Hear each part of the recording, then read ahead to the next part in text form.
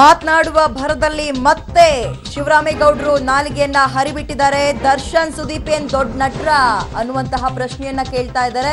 ಆದ್ರೆ ಇಲ್ಲಿ ಸುದೀಪ್ ಅವ್ರನ್ನ ಯಾಕೆ ಮಧ್ಯದಲ್ಲಿ ಎಳೆ ತಂದ್ರು ಗೊತ್ತಿಲ್ಲ. ಯಶ್ ಅನ್ನುವಂತಹ ಭರದಲ್ಲಿ ಸುದೀಪ್ ಅವರ ಹೆಸರನ್ನ ತಂದಿದ್ದಾರೆ. ಪುನೀತ್ ರಾಜ್ಕುಮಾರ್ಗಿಂತ ದರ್ಶನ್ ದೊಡ್ಡವರ, ಹಂಗಾದ್ರೆ ದೊಡ್ಡ ನಟನ ಅನ್ನುವಂತಹ ಮಾತನ್ನ ಹೇಳೋ ಮೂಲಕ ಮಾತಿನ ಭರದಲ್ಲಿ ಶಿವರಾಮೇಗೌಡ ತಮ್ಮ ನಾಲಿಗೆಯನ್ನ ಹರಿಬಿಟ್ಟಿದ್ದಾರೆ.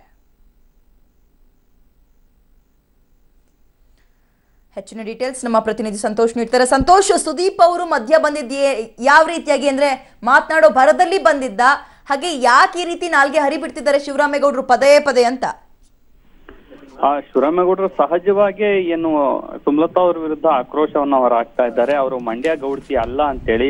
ಅದ್ರ ಜೊತೆಗೆ ಕೆಲವರು ಸಿನಿಮಾ ನಾಯಕರು ಏನು ಮಂಡ್ಯದಲ್ಲಿ ಬಂದು ಪ್ರಚಾರವನ್ನ ನಡೆಸ್ತಾ ಇದ್ದಾರೆ. ಆ ಪ್ರಚಾರ ನಡೆಸೋದ್ರ ಬಗ್ಗೆ ಕೂಡ ಆಕ್ರೋಶವನ್ನ ಹೊರ ಹಾಕ್ತಾ ಇದ್ದಾರೆ. ಯಾವುದೇ ಕಾರಣಕ್ಕೂ ಅವರು ಈ ರೀತಿ ಬಂದು ಇಲ್ಲಿ ರಾಜಕೀಯ ಮಾಡಬಾರ್ದು ಅನ್ನೋ ದೃಷ್ಟಿಯಲ್ಲಿ ಅವರು ಆಕ್ರೋಶ ಹೊರ ಹಾಕ್ತಾ ಇದ್ದಾರೆ. ಈಗ ಸಂತೋಷ್, ಜೆಡಿಎಸ್ ನವರು ಪಕ್ಷೇತರ ಅಭ್ಯರ್ಥಿ ಸುಮಲತಾ ಅವ್ರ ಬಗ್ಗೆ ಮಾತನಾಡೋದು ಬಿಟ್ಟು ಬೇರೆಯವ್ರ ಬಗ್ಗೆನೇ ಮಾತನಾಡ್ತಿದ್ರಲ್ಲ, ಬೇರೆಯವ್ರ ಕಾಲೆಳೆಯೋದ್ರಲ್ಲೇ ಸಮಯವನ್ನ ಕಳೀತಾ ಇದ್ದಾರಲ್ಲ, ಯಾಕೆ ಅಂತ? ಈಗ ಎಲ್ಲರೂ ಕೂಡ ಸಾಮಾನ್ಯವಾಗಿ ಈಗ ಪ್ರಚಾರಕ್ಕೆ ಬರ್ತಾ ಇದ್ದಾರೆ. ಅದರಲ್ಲೂ ಸಿನಿಮಾ ಸ್ಟಾರ್ ಕೆಲವರು ಪ್ರಚಾರಕ್ಕೆ ಬರ್ತಾ ಇದ್ದಾರೆ. ಈ ಹಿನ್ನೆಲೆಯಲ್ಲಿ ಸುಮಲತಾ ಪರವಾಗಿ ಯಾರೆಲ್ಲ ಬರ್ತಾ ಇದ್ದಾರೆ ಅವರ ವಿರುದ್ಧ ಆಕ್ರೋಶವನ್ನ ಹೊರಹಾಕ್ತಾ ಇರೋದನ್ನ ಗಮನಿಸಬಹುದು. ಮತ್ತೆ ಇನ್ನೊಂದು ತುಂಬಾ ಮುಖ್ಯವಾಗಿ ಏನಂದ್ರೆ ಸುಮಲತಾ ಗೌಡ್ತಿಯೇ ಅಲ್ಲ ಅಂತ ಹೇಳಿ ಈಗಾಗಲೇ ಶಿವರಾಮೇಗೌಡರು ಮಾತಾಡ್ತಾ ಇದ್ದಾರೆ. ಅದ್ರ ಜೊತೆಗೆ ಏನ್ ಸುಮಲತಾ ಪರವಾಗಿ ಬರ್ತಾ ಇದ್ದಾರೆ ಅವ್ರ ವಿರುದ್ಧ ಸಹಜವಾಗಿ ಹೋದಲ್ಲೆಲ್ಲ ಆಕ್ರೋಶವನ್ನ ಹೊರ ಹಾಕ್ತಾ ಇದ್ದಾರೆ ಅಂತ ಹೇಳ್ಬೋದು.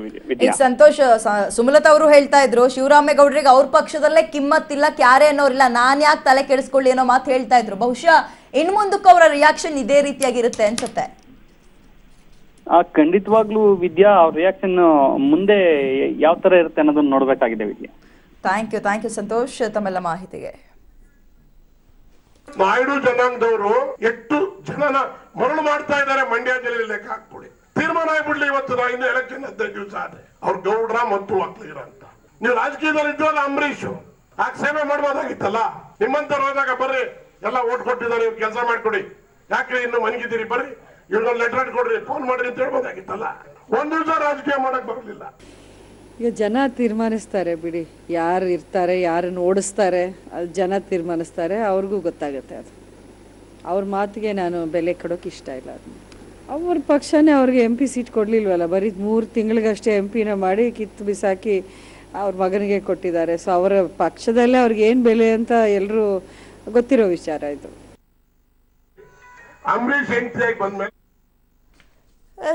ಶಿವರಾಮೇಗೌಡರ ಮಾತಿಗೆ ನಾನು ಯಾಕ್ರಿ ರಿಯಾಕ್ಟ್ ಮಾಡ್ಬೇಕು, ಅವ್ರಿಗೆ ಮಾತಿಗೆ ನನ್ನ ಬೆಲೆನೇ ಇಲ್ಲ ನನ್ನ ಹತ್ರ ಅನ್ನುವಂತಹ ಮಾತನ್ನ ತುಂಬಾ ನಿಧಾನವಾಗಿ ತಾಳ್ಮೆಯಿಂದ ಪ್ರಬುದ್ಧತೆಯಿಂದ ಸುಮಲತಾ ಅವ್ರು ಹೇಳ್ತಾರೆ. ಆದ್ರೆ ಶಿವರಾಮೇಗೌಡರು ಅದ್ ಯಾಕೆ ಆ ರೀತಿ ನಾಲ್ಗೆ ಹರಿಬಿಡ್ತಿದ್ದ ಕಾರಣವನ್ನ ಮಧ್ಯಕ್ಕೆ ತರ್ತಾರೆ. ಸುಮಲತಾ ಅವ್ರ ಬಗ್ಗೆ ಮಾತಾಡೋದಕ್ಕಿಂತ ಹೆಚ್ಚಾಗಿ ಅವ್ರ ಪರ ಪ್ರಚಾರಕ್ಕೆ ಬಂದಿರೋ ದರ್ಶನ್ ಯಶ್ ಬಗ್ಗೆ ಮಾತನಾಡ್ತಾರೆ. ನೋಡೋಣ ಏನಾಗುತ್ತೆ ಈ ಒಂದು ಮಾತಿನ ವಾಗ್ದಾಳಿ ಅಂತ.